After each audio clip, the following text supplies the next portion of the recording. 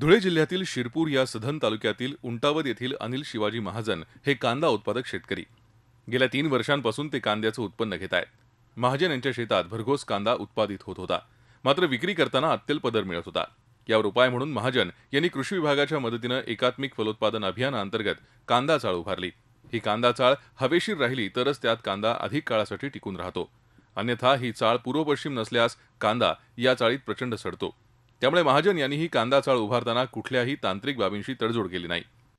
जास्त कांद्याचे उत्पादन झाल्यामुळे मला बाकीचा कांदा विकावा लागत होता आणि त्यावेळेस मार्केटमध्ये कांद्याचा भाव 3 रुपये 4 रुपये म्हणजे 300-400 रुपये क्विंटल होता.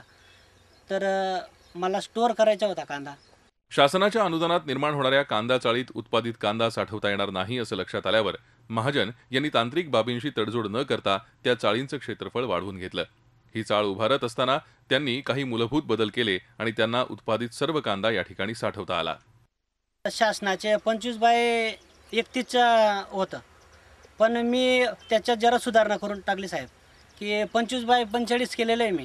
आणि त्याच्यामध्ये जो 15 फुटाचा जो गॅप आहे इथं, तर त्या गॅपमध्ये मी 2 चाळी तयार केलेल्या आहेत. कांदा उत्पादक शेतकरी शासनाच्या अनुदानावर कांदा चाळ उभारतात.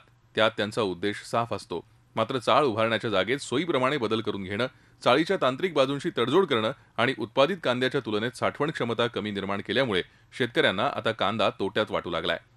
कांदा चाळींचं योग्य नियोजन केलं तर कांदा उत्पादकाला बाजारपेठेला आपल्या मुठीत सहज ठेवता येईल. आंदोलन करायची वेळ येणार नाही आणि व्यापारी दारात येऊन कांदा खरेदी करून देतील. प्रशांत परदेशी, झी मीडिया, धुळे. झी 24 तास रहा एक पाऊल पुढे.